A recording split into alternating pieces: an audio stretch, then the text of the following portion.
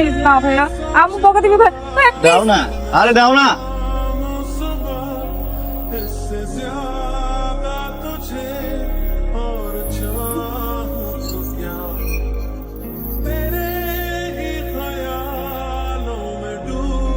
High, hi. আপনি কি এখানে থাকেন? জি। কিন্তু আমি তো আপনাকে আগে কখনো খেয়াল করিনি। খেয়াল করতে হবে কেন? ঠিক আছে, পানি দাও। পানি? হ্যাঁ হ্যাঁ দেই তো। এক্সকিউজ মি, আপনার নাম্বারটা কি পেতে পারি? ইয়ে মানে যদি আবার কখনো বিপদে পড়ি এই জন্য। 9 9 9 999। বিপদে পড়লে আমাকে না, 999 ফোন দিবা। আচ্ছা, আপনি আমার সাথে এমন কেন করছেন? আমরা কি ফ্রেন্ড হতে পারি না? কিসে পড়ো? ইন্টারমিডিয়েট। পিচ্ছি। কি বললো? দোস্ত আমাকে পিচ্ছি বলছে। পিচ্ছি? আমরা তো পিচ্ছি না ওনার কাছে, চিনিয়র্স। চুপ বাদ দেখো, শুন, ওর নাম্বারটা যে কোনো ভাবে জোগাড় করবে। আমাকে পিচ্ছি বলা না। ওকে, ব্যাপার না। তোকে এটা করতেই হবে। হ্যালো। হ্যালো, কে? যাকে 999 কল দিতে বলেছেন। তুমি আমার নাম্বার পাইছো কিভাবে? নাম্বার জোগাড় করাটা কি কঠিন কিছু? কেন ফোন করছো বলো? ইম্পর্টেন্ট কথা বলার ছিল। হ্যাঁ, সেটা বলে ফেলো। আমরা কি বন্ধুর থেকে একটু বেশি কিছু হতে পারি না? মানে ব্যাপারটা কেমন হাস্যকর না? তুই ছাদ থেকে টব আইনা রাস্তার মধ্যে পানি দিতেছিস। হ্যাঁ দোস্ত, ওকে ইমপ্রেস করার জন্য এইটুকু তো আমাকে করতেই হবে। এখন যদি বাসার ছাদে আমি গাছে পানি দেই, সে কি দেখবে আমি গাছ কত ভালোবাসি? বেশি খেলে হজমে সমস্যা হয় না? হজম? হ্যাঁ হয়তো। গাছেরও হয়। এই গাছে এত পানি দিতে হয় না, এত পানি দিলে মরে যাবে তো। এই তুমি কে? আমি রিয়া। তুমি কে? আমি রাই। রাই। বাহ, বেশ সুন্দর মিল তো আমাদের। হ্যাঁ। সো তুমি এত রেডি হয়ে কোথায় যাচ্ছ? ওই কোথাও তো যাচ্ছি না, নানু বাড়ির থেকে এবার বাসায় ফিরবো। বাবা, আজকে কি? হাতি জিপ। বাবা? আমার মেয়ে। চলো মা। বাবা? দোস্ত, আমি তোর প্রেমে পড়ে গেছি। আমি এখন কি করব? আমার তো কিছুই ভালো লাগতেছে না। এক কাজ কর দোস্ত, তুমি মরে যা, মরে গেলে তুমি সফল হবে। আরে কি বলছিস তুই? ওই বুড়া বেড়ার জন্য ও কেন মরবে? হ্যাঁ ওকে বুইড়া বেটা বলিস না প্লিজ। ওই ভাইয়ের ব্যাপারে সব খবর নিয়েছি। ওই ভাইয়ের মায়া আছে, তবে বউ নেই। তোর একটা চান্স আছে, ট্রাই করে দেখতে পারিস। বউ কি মরে গেছে নাকি ছাইড়া গেছে? ওইটা তো খবর নিয়ে দেখি নে, তাহলে খোঁজ নে। দেখতেছি। তোরা বলতে বলতে অনেক বেশি বলে ফেলছিস। তোদের আর কোনো খবর নিতে হবে না। সে সিঙ্গেল, এটাই আমার কাছে অনেক বেশি। তুমি তুমি এখানে দাঁড় করে রাখবেন? না, ওই ভিতরে কেন? মানে কোনো কাজ ছিল? কিছু বলবা? আমি আপনার কাছে আসিনি। রাই, কই যাচ্ছ? রাই, তোমাকে দেখতে আসলাম।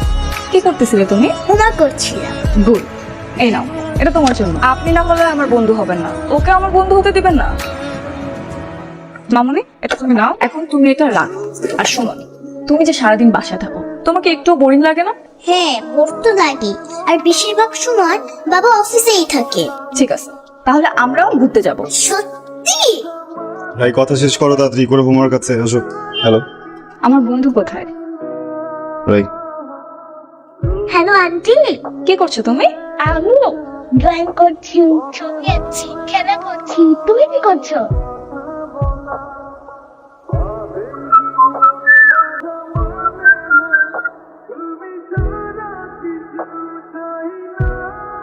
এটা আসলে সম্পূর্ণ ওর বয়সের আবেগ। সময়ের সাথে সাথে হয়তো ঠিক হয়ে যাবে, তবে পিচ্চি রিয়ার প্রতি আমার যে আবেগ, সেটা পুরোটাই স্নেহানুভূতি।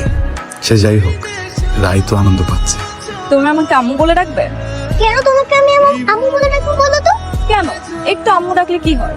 কিন্তু তোমাকে তো আমার আপু বলতে ভালো লাগে। এই মেয়ে, আমাকে কি তোমার আপুর মতো মনে হয়? তোমাকে আমি ডাকবো, কিন্তু তুমি যদি আমাকে সাইকেল চালানো শেখাও। ডাক, ডিল। আমি একটা ইররেসপন্সিবল মেয়ে। আমি ভাবছিলাম রায়কে তুমি ভালো রাখবা। তুমি তো আসলে আমার দোষ ছিল। যাও, বেরো বেরো, ওখান থেকে যাও। তোমাদের কাউকে যেন রায়ের আশেপাশে কখনো না দেখি। খাবো না। তো অনেক কোনো কিছু খাওয়ানো একটু মারবেছো? আন্টি কেউ মেরেছো, আমাকেও মারবো, সবাইকে মারবো। সরি বাবা, আসলে আন্টির কোনো দোষ নেই।